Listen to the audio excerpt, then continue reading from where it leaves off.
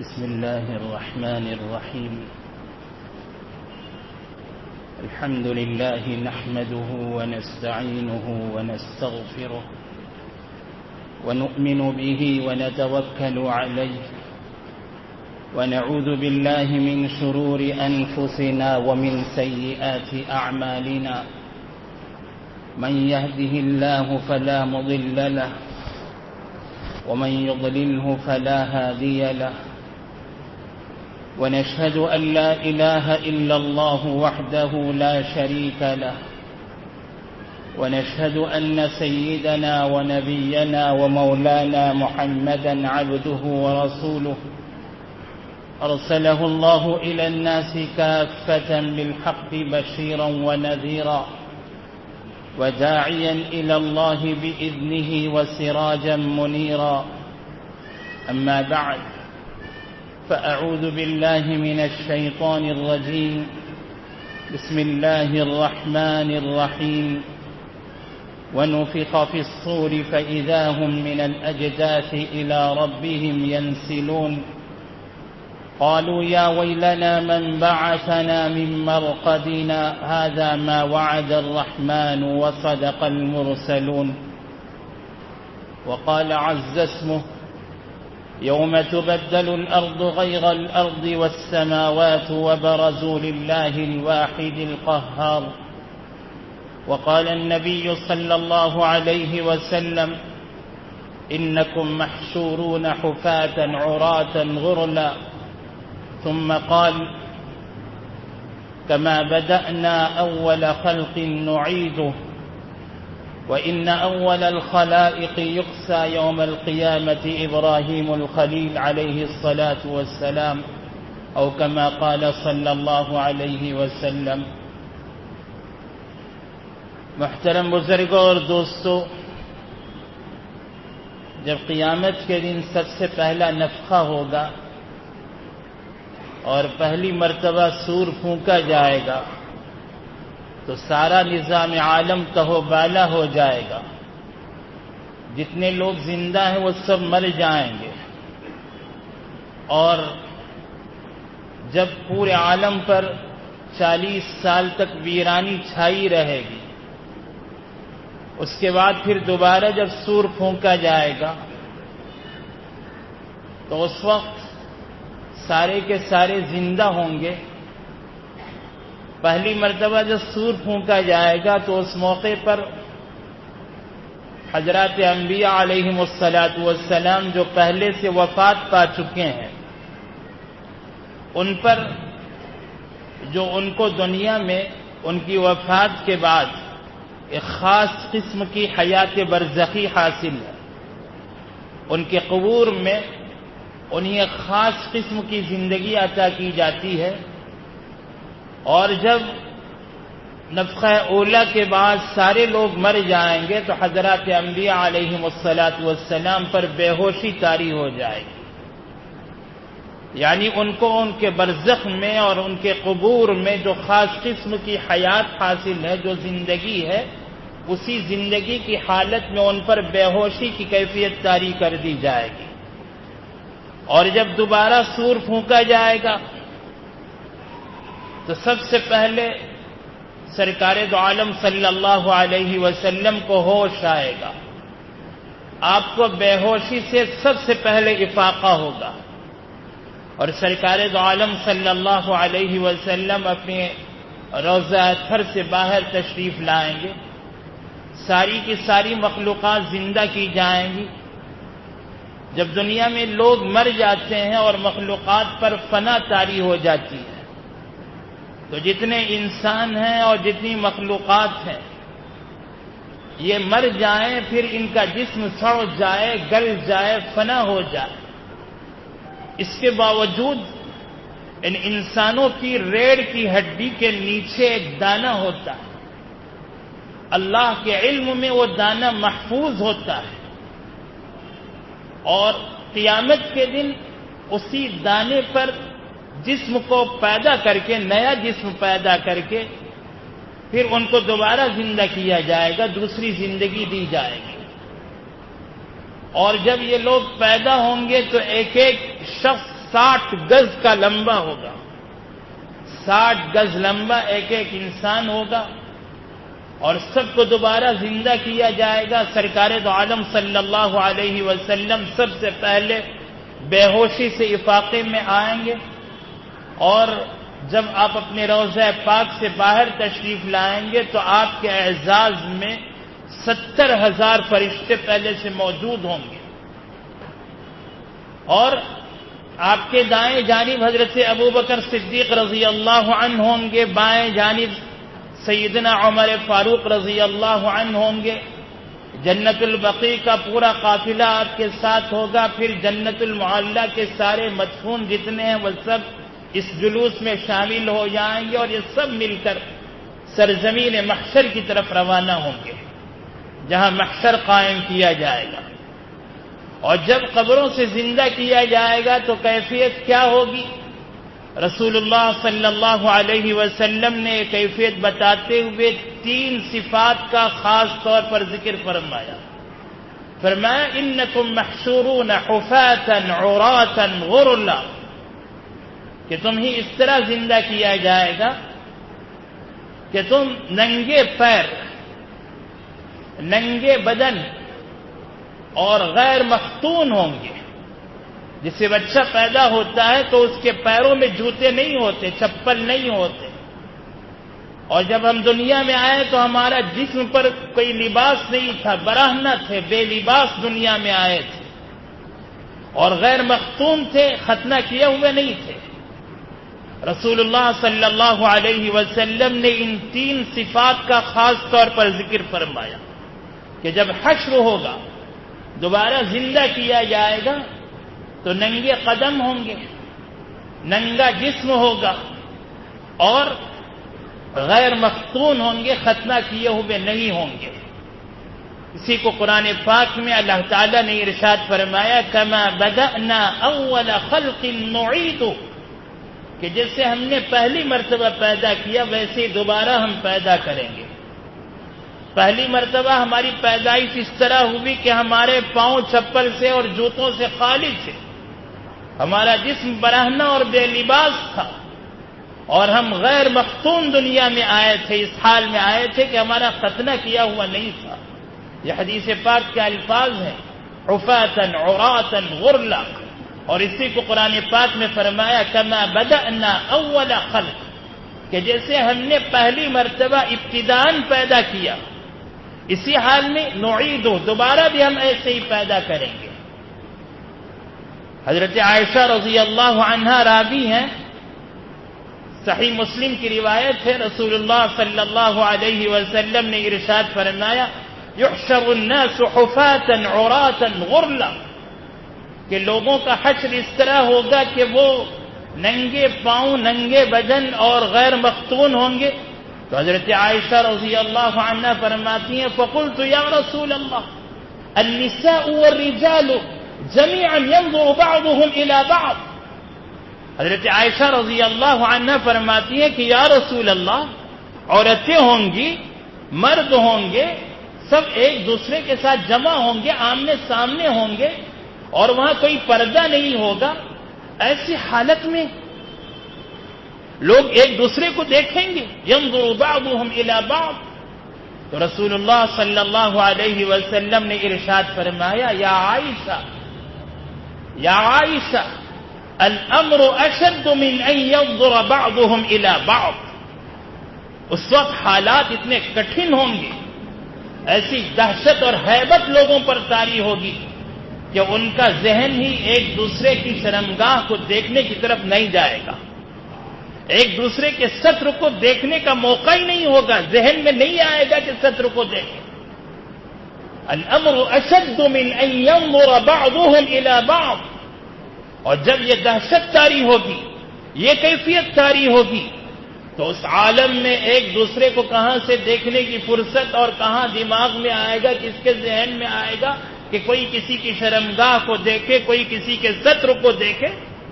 रसूलुल्लाह सल्लल्लाहु अलैहि वसल्लम ने इरशाद फरमाया कि ऐसी दहशत, ऐसी हैबत लोगों के दिलों पर तारी होगी और ऐसा हौलनाक दिन होगा। और इस हाल में जब دوبارہ زندہ کیے جائیں گے اور لوگوں کا غرور ٹوٹ جائے گا، متکبرین کا غرور خاک میں مل جائے گا۔ دنیا میں جو سب سے بڑا مجرم اور جتنا بڑا مجرم تھا اتنا ہی زیادہ وہ ذلیل اور رسوا ہو کر پیدا ہوگا، اس کی ذلت اور رسوائی اتنی ہی زیادہ ہوگی، نفسا نفسی کا عالم ہوگا، لوگ ہیبت میں مبتلا ہوں گے، دہشت کا شکار ہوں گے، خوف زدہ ہوں گے، اور جب لوگ اپنی اپنی قبروں سے اس حال میں نکلیں گے کہ اللہ فرماتے ہیں وَنُفِخَ فِي الصُّورِ فَإِذَا هُم مِّنَ الْأَجْدَاثِ إِلَىٰ رَبِّهِمْ يَنسِلُونَ، کہ جب سور پھونکا جائے گا تو لوگ قبروں سے اٹھیں گے اور اپنے پروردگار کی طرف دوڑ لگائیں گے۔ قَالُوا يَا وَيْلَنَا مَن بَعَثَنَا مِن مَّرْقَدِنَا، ہماری خوابگاہوں سے، ہمارے سونے کی جگہوں سے کس نے ہمیں جگایا، کس نے ہمیں اٹھا کے کھڑا کر دیا؟ کہا جائے گا هَذَا مَا وَعَدَ الرَّحْمَنُ وَصَدَقَ الْمُرْسَلُونَ، یہ تو اللہ تعالیٰ کا وعدہ ہے اور پیغمبروں نے جو وعدہ کیا تھا ان کے وعدے کی سچائی ہے۔ إِن كَانَتْ إِلَّا صَيْحَةً وَاحِدَةً، ایک چنگھاڑ ہوگی، ایک چیخ، فَإِذَا هُمْ جَمِيعٌ لَدَيْنَا مُحْضَرُونَ، اس ایک پکار پر، ایک آواز پر، ایک چنگھاڑ پر اور صرف ایک چیخ پر سب کے سب ہمارے سامنے حاضر ہو جائیں گے، اور اس حال میں حاضر ہوں گے جو کیفیت رسول اللہ صلی اللہ علیہ وسلم نے بیان فرمائی۔ اور جب لوگ برہنہ بدن ہوں گے تو سب سے پہلے سیدنا ابراہیم علیہ السلام کو لباس پہنایا جائے گا۔ ایک طرف حضرت ابراہیم علیہ السلام کی یہ جزوی فضیلت بتائی گئی تو وہیں سیدنا موسیٰ علیہ السلام کی بھی ایک جزوی فضیلت بتائی گئی ہے ایک روایت میں، کہ جب سب سے پہلے سرکار دو عالم صلی اللہ علیہ وسلم کو بے ہوشی سے افاقہ ہوگا تو اس وقت آپ دیکھیں گے کہ حضرت موسیٰ علیہ السلام عرش کے کونے میں عرش کا پایا پکڑے کھڑے ہیں۔ سرکار دو عالم صلی اللہ علیہ وسلم کو تردد ہو گیا کہ حضرت موسیٰ علیہ السلام مجھ سے پہلے عرش کا پایا پکڑے کھڑے ہیں، تو کیا وہ بے ہوشی ان پر طاری نہیں ہوئی؟ وہ بے ہوشی سے مستثنی کر دیے گئے، یا پھر ان پر بے ہوشی تو طاری ہوئی لیکن مجھ سے پہلے ان کو بے ہوشی سے افاقہ ہو گیا؟ سرکار دو عالم صلی اللہ علیہ وسلم کو اس سلسلے میں تردد ہوا۔ جو بھی ہو، یہ جو فضیلت ہے یہ ان کی جزئی فضیلت ہے، یا تو وہ بے ہوشی سے مستثنی کر دیے گئے اس لیے کہ دنیا میں جب کوہ طور پر ان پر بے ہوشی طاری ہو گئی تو پھر وہ آخرت میں بے ہوشی سے مستثنی کر دیے گئے، یا یہ ہے کہ ان کو اس بے ہوشی کی وجہ سے یہ فضیلت دی گئی کہ سرکار دو عالم صلی اللہ علیہ وسلم کی وجہ کے بے ہوشی سے افاقے سے پہلے ان کو افاقہ ہو گیا۔ یہ جزئی فضیلت ہے حضرت موسیٰ علیہ السلام کی، ورنہ جو عمومی فضیلت ہے ہر لحاظ سے سرکار دو عالم صلی اللہ علیہ وسلم کو فضیلت حاصل ہے۔ ایسے ہی جب لباس پہنایا جائے گا تو سب سے پہلے اولیت میں حضرت ابراہیم علیہ السلام کو یہ فضیلت حاصل ہے کہ سب سے پہلے سیدنا ابراہیم علیہ السلام کو لباس پہنایا جائے گا۔ فرمایا وَإِنَّ أَوَّلَ الْخَلَائِقِ يُكْسَى يَوْمَ الْقِيَامَةِ إِبْرَاهِيمُ الْخَلِيلُ، فرمایا کہ مخلوقات میں سب سے پہلے حضرت ابراہیم علیہ السلام کو لباس پہنایا جائے گا۔ شراح حدیث نے اس کی وجہ یہ بیان فرمائی ہے کہ دنیا میں حضرت ابراہیم علیہ السلام کو جب نار نمرود میں داخل کیا گیا اور ان کو آگ میں ڈالا گیا تو وہ دین کی راہ میں سب سے پہلے بے لباس کیے گئے اللہ کے دین کی خاطر۔ جب دنیا میں ان کو بے لباس کیا گیا تو آخرت میں سب سے پہلا لباس حضرت ابراہیم علیہ السلام کو پہنایا جائے گا۔ لباس کے پہنانے میں تو ان کو اولیت حاصل ہے، لیکن سرکار دو عالم صلی اللہ علیہ وسلم کو ایسا شاندار اور بہترین لباس، ایسا خوبصورت لباس پہنایا جائے گا کہ آپ نے ارشاد فرمایا کہ عرش کے دائیں جانب ایک دھاری دار خوبصورت شاندار لباس پھر مجھے پہنایا جائے گا۔ سرکار دو عالم صلی اللہ علیہ وسلم کو جو شاندار خوبصورت لباس پہنایا جائے گا افضلیت اس میں بھی ہے. اولیت حضرت ابراہیم علیہ السلام کو اگرچہ کہ حاصل ہے اور اس بنیاد پر ان کو ایک جزئی فضیلت حاصل ہے، لیکن جو عمومی فضیلت ہے تب بھی سرکار دو عالم صلی اللہ علیہ وسلم ہی کو حاصل ہے. اور جب زمین پر لوگوں کو کھڑا کیا جائے گا تو یہ زمین وہ ہوگی جس کے بارے میں اللہ نے فرمایا یوم تبدل الارض غیر الارض والسماوات وبرزوا للہ الواحد القہار، کہ جس دن زمین کو بدل دیا جائے گا اس زمین کے بجائے، اور آسمانوں کو بھی تبدیل کر دیا جائے گا اور سب کے سب اللہ کے سامنے حاضر کر دیے جائیں گے. اس زمین کی جگہ جو دوسری زمین بنائی جائے گی، یہ زمین کی تبدیلی کے سلسلے میں 3 تشریحات ہیں. پہلی تشریح تو یہ ہے کہ واقعی اس زمین کو ختم کر کے اس کی جگہ دوسری زمین ہی پیدا کر دی جائے گی، اور وہ زمین ایسی ہوگی کہ اس زمین پر کوئی گناہ نہیں ہوا ہوگا. جیسے اس زمین کو لوگوں نے، جنات نے، انسانوں نے گناہوں سے بھر دیا ہے، وہ زمین ایسی ہوگی کہ اس زمین پر کوئی گناہ نہیں ہوا ہوگا. پہلی تشریح تو یہ ہے.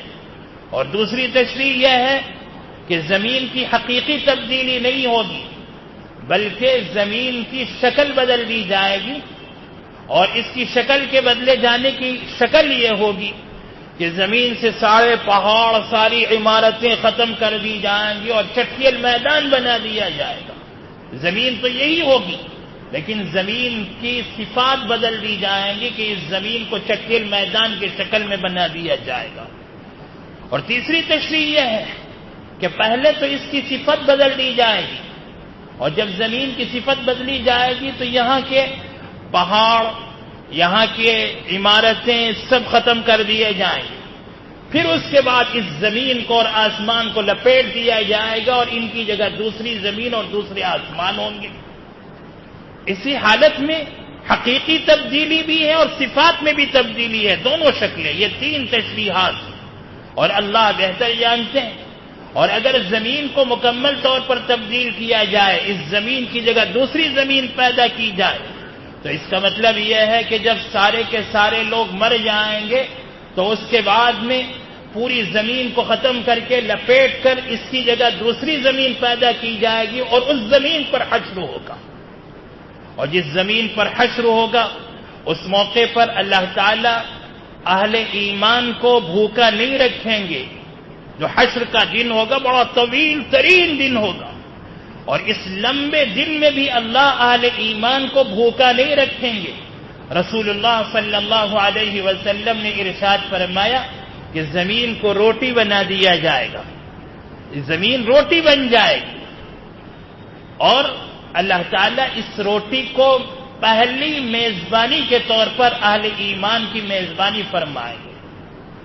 یہ پہلی ضیافت ہوگی اہل ایمان کی. جنت میں داخل ہونے سے پہلے میدان حشر میں اہل ایمان کی جو ضیافت ہوگی وہ پہلی ضیافت زمین کی روٹی بنا کر اس روٹی کے ذریعے سے، اور اس زمین کو اللہ اپنے ہاتھ سے ایسے الٹ پلٹ کریں گے روٹی کی شکل میں، جیسے کوئی مسافر سفر پر جائے اور وہ روٹی بنائے تو جیسے آٹا اپنے ہاتھ میں لے کر اسے گول کر کے، برابر کر کے، باریک کر کے روٹی بنانا چاہتا ہے، اور روٹی بنانے کے لیے جس طرح اپنے ہتھیلی میں آٹے کو لے کر جس طرح الٹ پلٹ کرتا ہے تاکہ وہ آٹا گول بن کر پھر اس کے بعد وہ باریک بن جائے اور پھر اسے پتلا کر کے اسے گول شکل بنا کر روٹی بنائی جائے، جس طریقے سے روٹی بنانے والا اپنے ہاتھ میں آٹے کو لے کر الٹ پلٹ کرتا ہے، اللہ اس طرح زمین کو ہاتھ میں لے کر الٹ پلٹ کریں گے،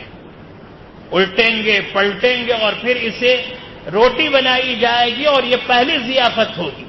جب آپ نے یہ ارشاد فرمایا تو ایک یہودی آیا، اس نے کہا اے ابو القاسم، رحمان آپ کو مبارک فرمائے، میں آپ کو بتاؤں کہ قیامت کے دن سب سے پہلا کھانا کیا ہوگا؟ آپ نے فرمایا بتاؤ. اس نے کہا زمین کو روٹی بنایا جائے گا اور یہی روٹی اہل جنت کے لیے سب سے پہلی ضیافت ہوگی. رسول اللہ صلی اللہ علیہ وسلم نے ابھی جو بات ارشاد فرمائی تھی اسی بات کی یہودی نے تصدیق کر دی. اس نے توریت میں پڑھ رکھا تھا, وہ یہودی عالم تھا. آپ نے صحابہ کی طرف دیکھ کر مسکرایا اور ایسے مسکرایا کہ آپ کے دندان مبارک اور آپ کے مبارک داڑھ دکھائی دینے لگے, اتنا خوش ہو گئے. اس لیے کہ اس کی تصدیق کی وجہ سے صحابہ کے ایمان و یقین میں اضافہ ہو گیا. پھر اس یہودی عالم نے سوال کیا, میں آپ کو بتاؤں کہ اہل جنت کو سب سے پہلا سالن کون سا ملے گا؟ آپ نے فرمایا بتاؤ. اس نے کہا بالام اور نون ملے گا. صحابہ نے پوچھا یہ کون سا لفظ ہے بالام اور نون, ہم پہلی مرتبہ سن رہے ہیں. تو تشریح کی فرمایا بیل اور مچھلی, بیل اور مچھلی کا سالن بنے گا اور اس کے کلیجے کا جو زائد حصہ ہوگا, یہ بیل اور مچھلی اتنی بڑی ہوں گی اور اتنے بڑے ہوں گے کہ ان کے کلیجے کا جو زائد حصہ ہوتا ہے, جو اسی کلیجے کا حصہ ہوتا ہے اور بڑا لذیذ اور پسندیدہ ہوتا ہے, صرف اس زائد حصے سے 70,000 آدمی کھا سکتے ہیں. اتنے بڑے بیل اور اتنی بڑی مچھلیاں, اور ان سے پہلا سالن تیار ہوگا اور اس کے ذریعے سے ضیافت ہوگی. تو یہ بالام اور نون کی تشریح جو عبرانی الفاظ ہیں اس کی تشریح بھی کر دی گئی. اس طرح جنت میں داخل ہونے سے پہلے میدان محشر میں بھی اہل ایمان کو بھوکا نہیں رکھا جائے گا. وہاں بھی اللہ تعالیٰ اس کی ضیافت کے لیے زمین ہی کو روٹی بنا دیں گے, اور یہ اللہ کی قدرت کاملہ سے کوئی بعید نہیں ہے. جس زمین سے ہمیں پھل پھلاریاں ملتے ہیں اور جس زمین کے اندر سے اللہ درخت نکال کر وہاں سے میٹھے پھل ہمیں مہیا فرماتے ہیں, غلہ اور اناج مہیا فرماتے ہیں, اسی زمین کے کثیف اور موٹے حصے کو جہاں پتھر ہیں کنکر ہیں ان سب کو الگ کر کے چھان کر کے اور ان کے اندر سے جو لطیف حصہ ہے ان کے ذریعے سے اگر اللہ چاہے تو اللہ کی قدرت سے کوئی بعید نہیں ہے کہ اللہ اسی سے روٹی بنا دے. اسی زمین کو روٹی بنا کر اس کے ذریعے سے اللہ اہل ایمان کو بغیر مشقت کے اور بغیر تکلیف کے ایسی ضیافت فرمائیں گے کہ ان کے قدموں کے پاس سے ان کے لیے غذا ملے گی, ان کے قدموں کے پاس سے ان کو روٹیاں ملیں گی, اور پھر ان کے لیے اللہ تعالیٰ ایسی ضیافت کا انتظام فرمائیں گے کہ اہل ایمان اس محشر کے طویل دن میں بھی بھوکے نہیں رہیں گے اور اللہ وہاں بھی ان کی ضیافت فرمائیں گے. اس طرح زمین کو روٹی بنایا جائے گا. اللہ نے اسی کو فرمایا یوم تبدل الارض غیر الارض والسماوات وبرزوا للہ الواحد القہار. قیامت کے دن میدان محشر میں اس کیفیت کے ساتھ میں انسانوں کو اٹھایا جائے گا اور سارے کے سارے انسانوں کو اللہ کے سامنے حاضر کر دیا جائے گا. اللہ ہر طرح کی قیامت کی ہولناکیوں سے ہم سب کی حفاظت فرمائے. آمین. وآخر دعوانا ان الحمد للہ رب العالمین.